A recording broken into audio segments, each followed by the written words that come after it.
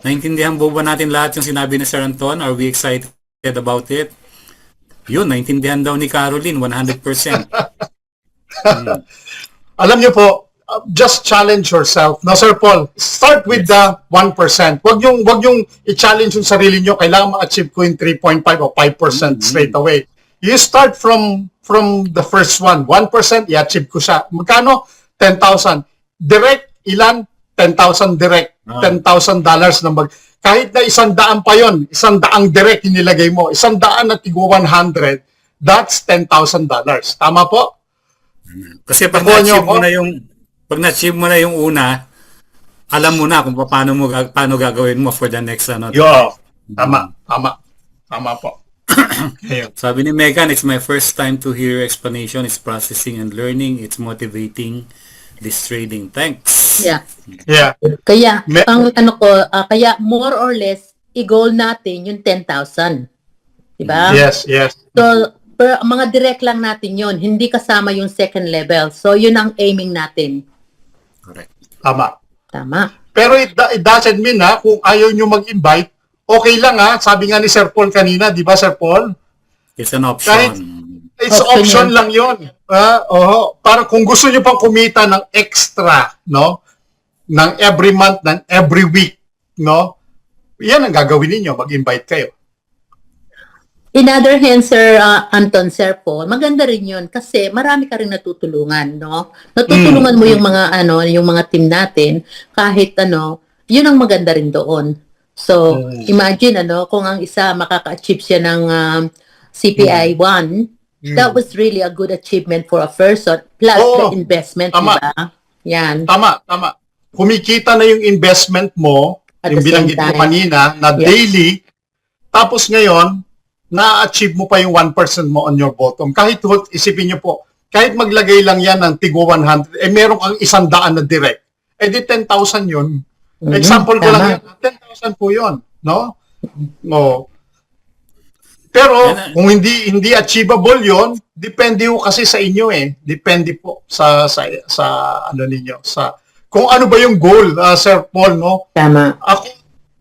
Kilala ko ni Sir Paul how I work. No, I work until midnight, if I can, no? Marami akong kinakausap, alam niyo po, minsan, madaling araw na ako natutulog kasi iba-iba pong lugar yung kinakausap ko, hindi ho pare-parehas, po.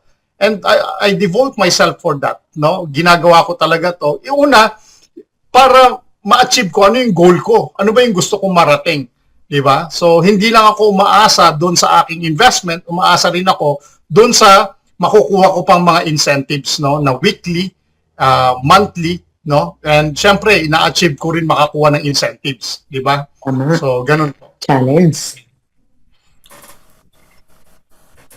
May question, Sir Anton. May question po. Paano po mag-invite ng tao kung yung mga invite nyo natalo ng malaki sa isang platform kasi takot na po sila mag-invite? Then, go to the next one. Bakit pilitin? Go to the next one. Di ba? Ganyan ang tinuturo namin nila Sir Paul. Bakit mo ipipilit sa isang tao sarado yung isip niya? Go to the next one, then wag mo siyang bibitawan. Share the opportunity pa din every now and then. Ito na yung kinita ko. Paulit-ulit mong gagawin yon hanggang sa masubdue mo siya na, sayang, sana pumasok ako 3 minutes ago. Don't stop. Don't waste your effort na Pilitin, to convince that person, no? Huwag mo siya pakawalan pero move on to the next. Dito sa negosyo natin or in any business, no, meron kaming tinatawag na SW principle. Yes. some will not. So what? 'Di ba? Go to the next one. Someone's waiting. Yes. Kasi kung magko-concentrate ka doon, mapoprostrate ka. 'Di ba? Ngayon, pag na-frustrate ka, ikaw mismo hindi nagagalaw. Nakuha mo? Just focus doon sa goal na meron ka. Pwede pa share yung journey. Po, ang linaw, kapital na lang po need palakihin at dagdagan. Mas lalong maganda pag may share para maraming. Pwede ba share your journey income mo, Sir Anton? Motivate us more. Alam mo, Megan, I don't motivate, no? Kailangan ikaw ang mag-motivate sa sarili. Exactly. Honestly, no? Ako ganun ako, no? Hindi ako yes, I listen to the people na nakaka-motivate sa akin. But ako mismo sa sarili ko, nagmo-motivate sa sarili ko. Paano? Una, kapag nakita ko, uy, nag-income ako, $4, example, uy, may $4 ako ngayong araw na to. Ang nilagay kong pera, $100, $4 ang income ko. Kung maglalagay kaya ako ng $200, magkano kaya ang income ko? Binomotivate ko yung sarili ko nung ganon. Then, naglagay akong 200, ay, kumita akong 10. Kung maglalagay kaya ako ng $1,000, magkano kaya kikitain ko? This is how you motivate yourself, no? Then, you plan, hindi yung, ay, kumita ako ng sa loob na isang linggo, may $50 na ako. Withdrawing ko. Andito na, nagpunta ka na sa SM, no, Sir Paul. Nagpunta ka na sa kung saan-saan. Nakuha mo? So, okay, sige, na-motivate ka, na withdraw mo yung pera mo. Then afterwards, anong nangyari? Yung puhunan mo, yung pa din. Anong tinuturo natin? Tinuturuan kayo natin, ang bawat isa, papaano magkaroon ng passive income. Paano mo palalaguin ang pera mo kung yung kita mo, ginagastos mo? Diba? Dapat nag-goal tayo, may goal setting ka. Paano ang goal setting mo? In 6 months time, sabi ni Janet, gusto kong bumili ng o magpatayo ng toilet ko, ng CR ko, example, kasi meron tayong affiliate na ganyan, Sir Paul, no? Na kasi shared sila ng toilet. So magkano ang puhunan na kailangan niya? 50,000 pesos, sabi niya, to 100,000 pesos. So mag-goal ka, 6 months, i-goal mo. So yung kinikita mo, hindi mo siya gagastusin. Magkakaroon ka ng delayed gratification. Yung kailangan na nakita mo lang na, oy, may kita na ako na 20,000. Nangangati na yung kamay natin. Totoo yun. No? Nangangati yung kamay ninyo. Sa totoo lang, hindi kayo mapakali kung anong gagawin ninyo. Ano ba, wiwiddurin ko ba o hindi? Ano bang gagawin ko dito? Naguguluhan kayo. Bakit? Kasi nga, hindi nyo nakokontrol yung emotion ninyo. Ang gawin ninyo, dapat may goal. Titiisin nyo yung sarili nyo na huwag gawin yung hindi karapat-dapat, yung wants and needs. No? Kinukwento tinuturo namin nila, Sir Paul, yan sa aming training. No? Yung, ano ba yung talagang gusto mo na mangyari? Ito ba ay karapat-dapat na gawin mo talaga? Pero kailangan mo talaga, kung is a matter of life and death, withdrawin mo yung pera mo. Hindi pwede hindi. Di ba? Pero kung luho, i-delay mo. Kasi pag dinelay mo yung luho mo, no, yung akala mo gustong-gusto mo, pagkatapos noon, after 1 week, hindi mo na gusto. Kasi naengganyo ka lang. Naengganyo ka lang, sa totoo lang, na ka lang at that time, no?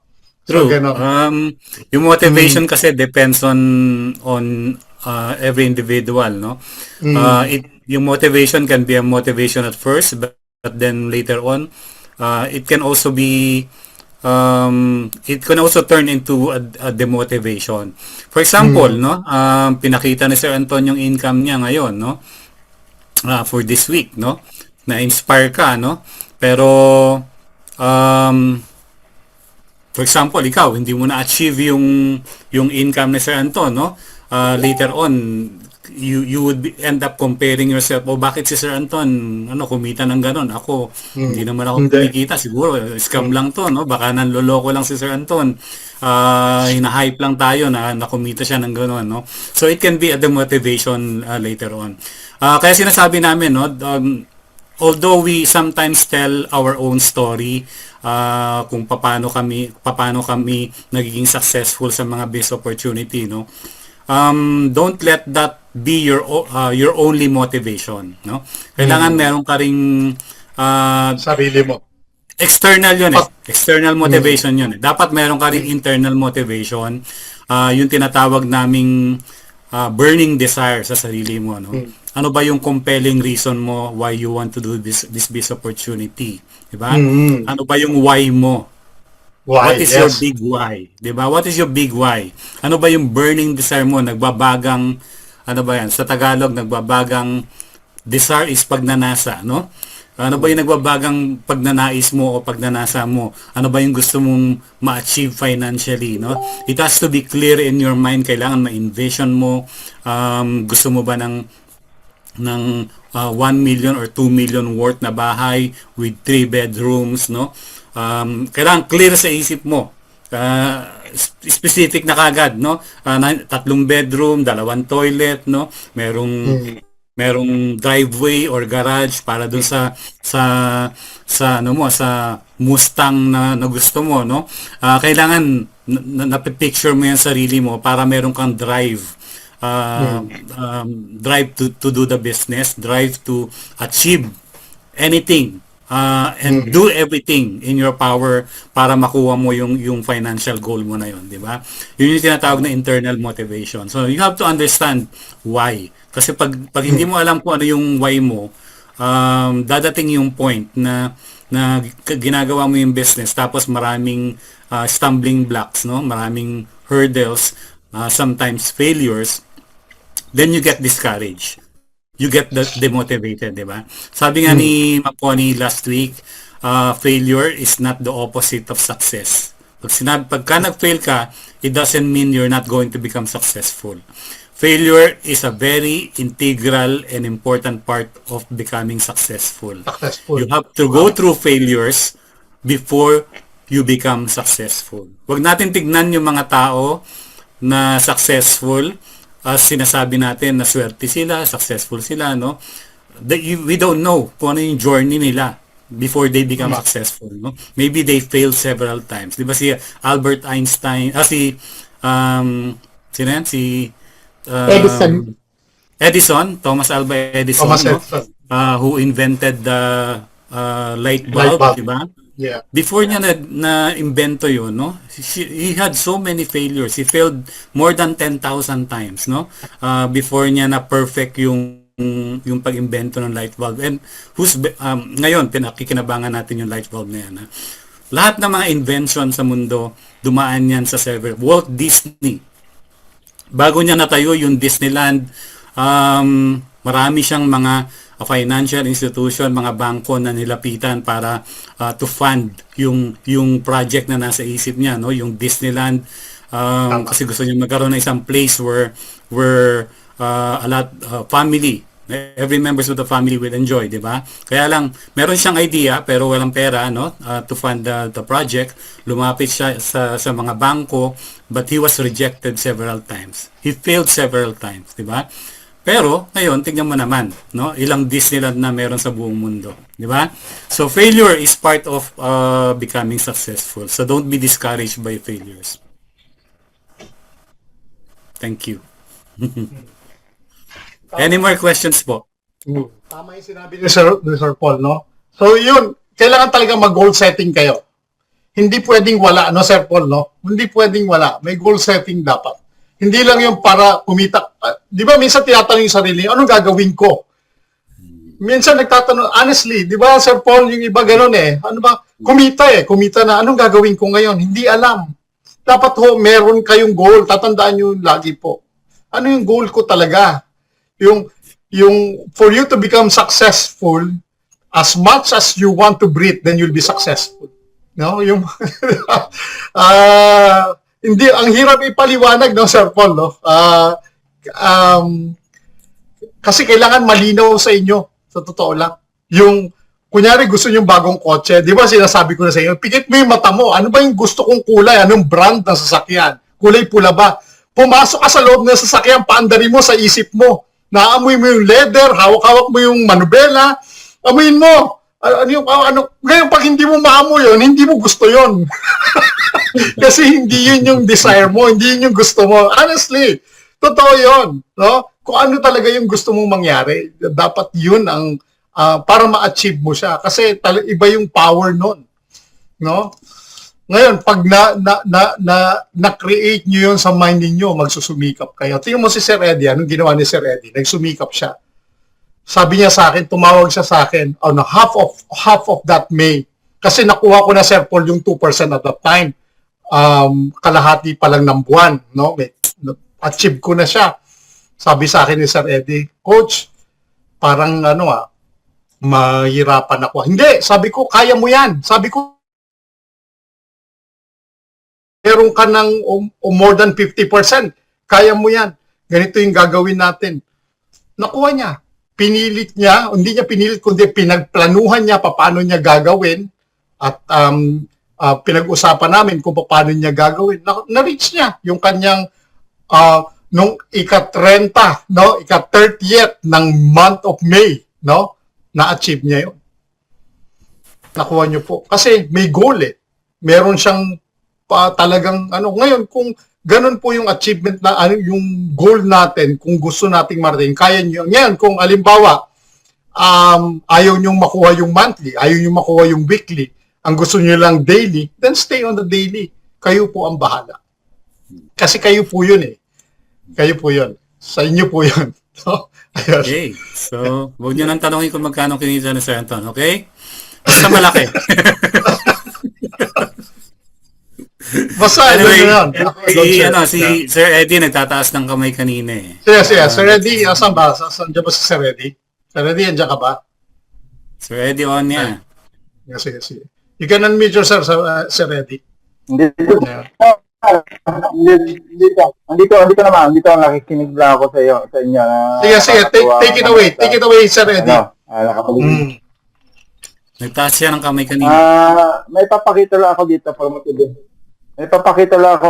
for motivation. Pa-share screen, sir. Pabukas yung share screen. Yeah. Ano yung papakita mo, Sir? Sir, ano ba yan? Yung sweldo natin ngayon, sir. General Yung sweldo general natin ngayon, patronage ba yan, dumating sir? na, yung sweldo natin. General patronage ba yan? For adults only. Hindi, Sir po. yung sweldo natin ngayon, dumating na yung sweldo. Okay. Sweldo. Yung sweldo, baka malito sila, Sir Eddie. Ito po yung weekly na tinatanggap natin. Lahat po na may mga invites, na merong mga downlines, whether dalawa yung downline mo, o tatlo yung downline mo, o 10 o 100, meron po kayong weekly na matatanggap coming from binanggit ni Sir Paul kanina, profit share and lot commission, that's weekly. No? Ang CPA bonus and leader pool po ay monthly. No? So meron kang daily, yung kinikita mo araw-araw, meron kang weekly, which is every Saturday. Dati every Monday yan, Sir Paul. Ngayon, pinaaga nila, Saturday. Bakit binigay ng maaga, Sir Paul? Pinapag-isip ka kung anong gusto mong gawin sa pera mo. No? Hindi niya nililimitahan yung pera mo. Withdrawin mo, gusto mo, okay. I-compound mo, ikaw ang bahala. Iyan ang binibigay ng company sa atin. Walang limit. Hindi ko kayo nagre-request sa atin. Ito na. Sweldo ko ngayon. Sinasabi ng company, no, Sir Eddie, na, Oy Eddie, mag-withdraw ka every Monday lang ang withdrawal mo o every Friday lang. Sa atin, hindi po. Once na nag-invest ka at kumita ka, with the minimum $10, pwede ka nang mag-withdraw. Yan. Sige, Sir Eddie.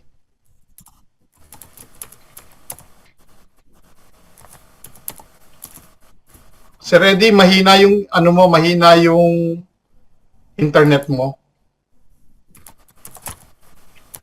Ayan.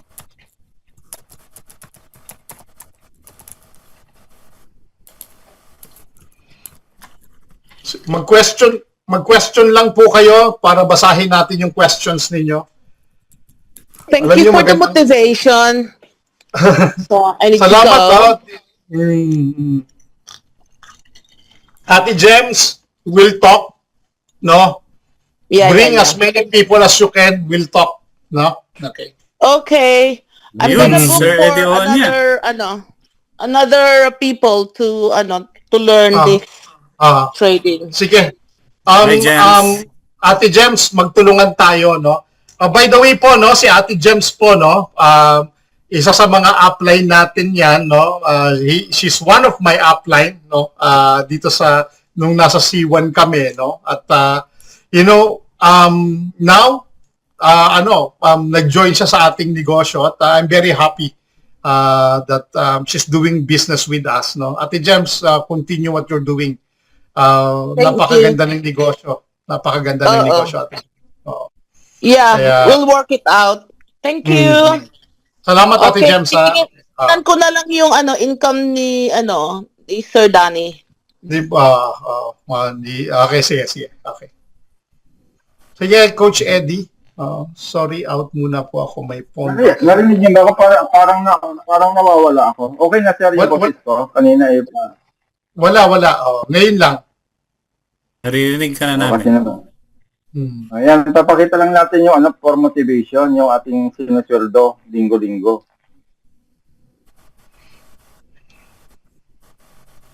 Ayan na po. Dumating na yung sweldo. $326, around 20,000 pesos.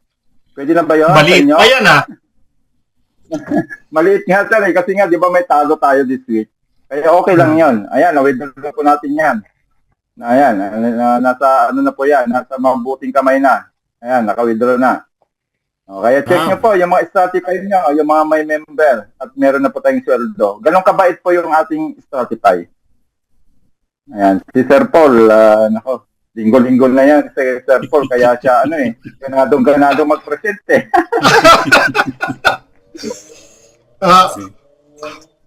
Honestly, sabihin ko sa iyo, Sir Eddie, mas malaki kay Sir Paul dyan.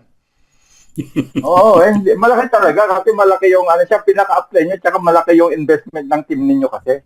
Di ba? Sa amin yung barya lang. Pero okay na, masaya na ako dyan, sir. Okay na yan. Kasi malapit ko na mahit na naman yung total CPA, malapit na 80%. Congratulations. Tuturuan po namin kayo, kunyari, sir, paano ko ma-reach yung ganito? Paano yung gagawin ko? Turuan namin kayo. Sinabi ko na yan kay Sir Eddie Onya. Sabi ko kay Sir Eddie, Sir Eddie, tulungan mo yung mga downlines mo na ma-reach nila yung 1%. Start from that, 1%. Ganon din yung gagawin ko sa team ko, na ma-reach nila yung 1%. Pag na-reach nyo po yung 1%, dire-diretso na po yan. Hanggang sa ma-reach mo yung 2%, ma-reach mo yung 3.5%, 5%. Ako, ang aim ko, Sir Paul, ang aim ko, by December, ma-reach ko yung 5%. And gagawin ko yon,